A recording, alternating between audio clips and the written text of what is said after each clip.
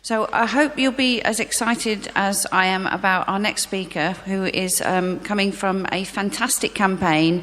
Please welcome Megan Charlton, who is a striking Durham teaching assistant from Unison.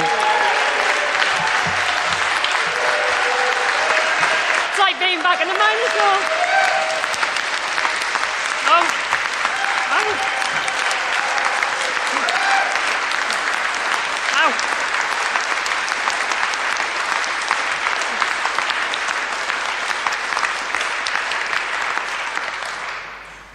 Thank you very much. I'm used to getting that from teaching assistants, but not always from other people. When I was first asked to come and speak here, I thought, I'm a teaching assistant. What do I know about building fighting unions in the era of Jeremy Corbyn? But hey, it's publicity. I'll do it.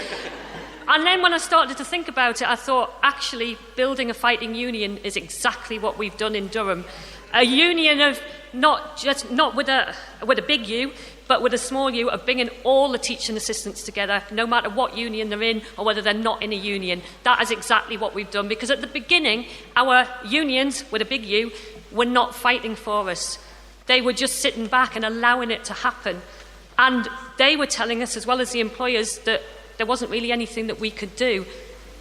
And that just wasn't good enough. Some teaching assistants dealt with that by moving unions, but most of us decided, we are the union. The union is the members, and if they're not fighting, we're going to damn well make them fight. So that's how, a couple of weeks ago, we got a 93% vote for strike action on a 64% turnout, which was, that's what I did on the day. Which, when I went to County Hall to get the results of the ballot, we knew we'd get a majority, but 93% was just unbelievable. And that's how this week we've delivered a really solid first 2 days of strike action, which has just been a real eye-opener for teaching assistants. Most of us have never been on strike before. I don't think anybody had ever stood on a picket line before. We had no idea what to expect. I think, to be honest, some TAs were expecting to be run down by police officers on horseback with batons. But it wasn't what it was about. But we managed to get 40 schools were closed, 100 schools were partially closed. We had 80 picket lines across the length and breadth of the county. Some of them were tiny. Ramey's favourite photo was of, 3 women on a picket line with their placards saying that they were absolutely terrified, but they did it anyway. Some of them had 30, 40 people. And we weren't there to stop colleagues going into work. We weren't there to cause any disruption. We were there so we could get our point and our message across to the parents, because up until this week, we haven't been allowed to talk to the parents or the wider community. And it was really, really important to us to explain to the parents what we were doing and why we were doing it and why we felt so strongly that striking was the only option.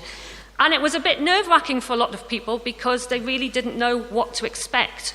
But once you have the opportunity to say to people, the council want us to do the same job for the same hours and pay us 23% less pay, or if you're really lucky, you can do the same job for more hours and only lose 10% pay.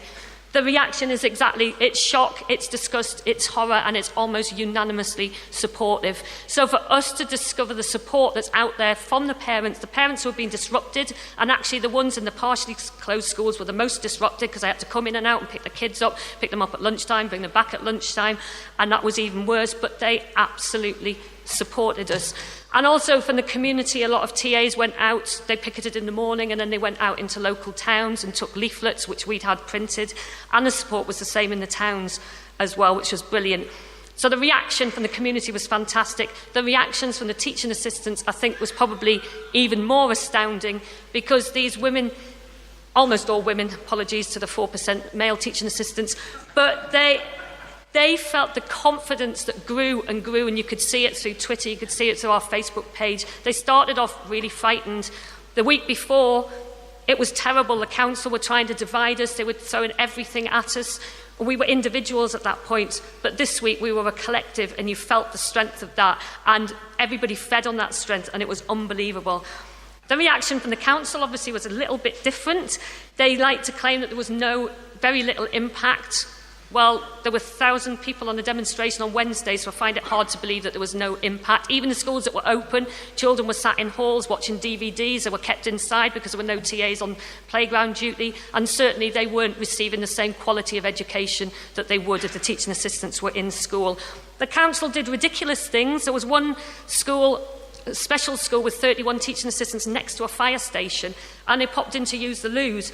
And when the second lot went, there was a big notice on the door saying they'd been told by the county council not to allow the teaching assistants in because it's council property. Yeah, shame. So they were stopping them going to the toilet. So what happened? A lady came out of the house opposite and said, I don't care if there's 31 of you, come in, use my toilets.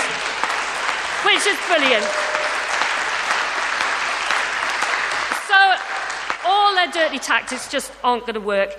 And the response from the children was a real eye-opener as well. On my picket line, I was talking to 3 8-year-old girls and they were saying, Meg, because in our school they call us by our first names, Meg, why are you standing outside? Why are you not coming in? And I said, well, it's like this. We work for Pauline, she's the head, but she doesn't pay us. The people in County Hall pay us. And they want us to do the same job, but they don't want us to pay us as much money. But that's not fair. No, you're right, it's not fair. And off they went into school, and the class teacher told me yesterday, afterwards, that one of those girls had been explaining to another child in the class, another 8-year-old, and she said, well, it's like this, Yasmin.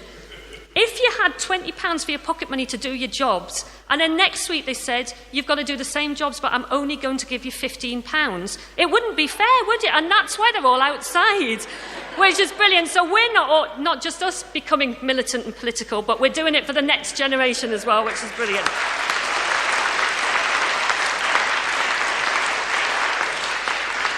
So by the end of the first day, the mood was just brilliant. People had gone from going, oh, I can't do this, to, oh my God, this is amazing. I didn't have a picket line on my school this time, but by God, there's going to be one next time. I'll be there by myself. It's brilliant.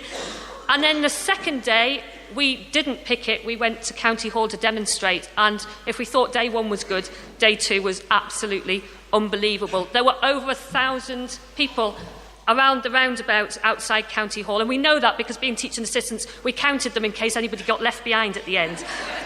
And then we were out, it was snowing when we got up in the morning, it was raining, but you couldn't dampen our spirits. We were singing, we were chanting, we were blowing whistles, we were hooting horns, traffic was hooting at us. It was phenomenal. And then we walked down to the Miners' Hall. Oh, no chance, sorry. I did warn you. We walked down to the Miners' Hall, and we thought it was good at the roundabout, but the Miners' Hall is very like this, only bigger, and they just kept coming, and we had to keep pushing people to the front so the hundreds outside could get in. And we reckon there was about 1,200 people crammed into this hall, and we were singing and we were chanting, and we were laughing for some reason. And Dave Penters got up and spoke, and he made a really firm commitment. Bearing in mind they didn't back us at the beginning, but he stood up there and he said, no teaching assistant will suffer financial hardship from going on strike. You have the full weight of the union behind you, and we will support you all the way for as long as it takes. Which was quite a message. And yesterday they put out a bulletin to say that we'll get strike pay from day 1, and that they'll top it up so nobody will lose out. Wow. So I will try and make it quick. How did we do it? How did we get to where we are? And I would say what sums it up, one word: solidarity. Solidarity from inside the campaign. So through our Facebook page, we've set up a school contact in 200 of the 270 schools in County Durham that we use to spread out information. Bringing everybody together, understanding that together we don't have to sit and be victims. We don't have to accept what's happening. We can get up and fight. And also, really importantly, solidarity from outside of our campaign. So Durham Trades Council, who've been with us for a long time, who've offered us unbelievable amount of practical advice and support.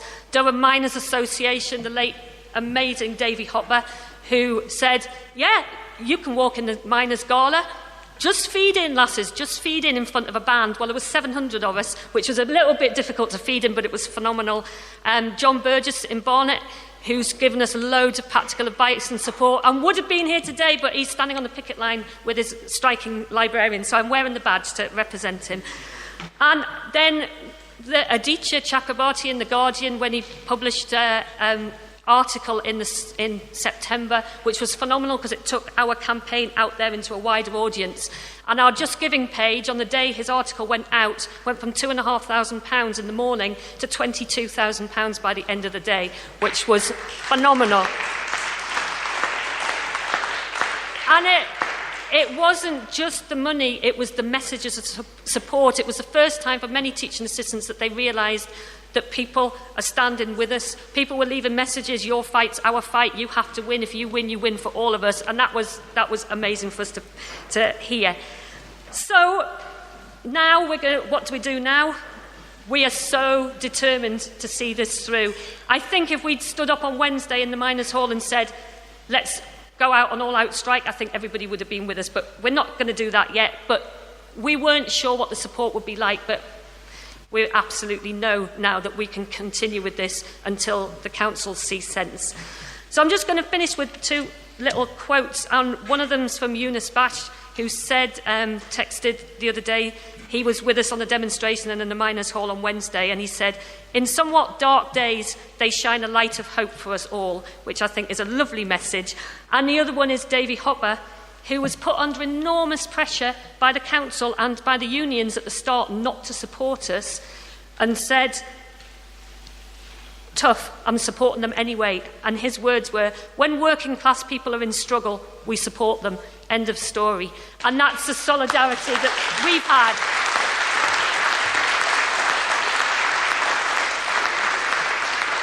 So it's been a real eye-opener, it's been a real privilege to see the people in the campaign grow.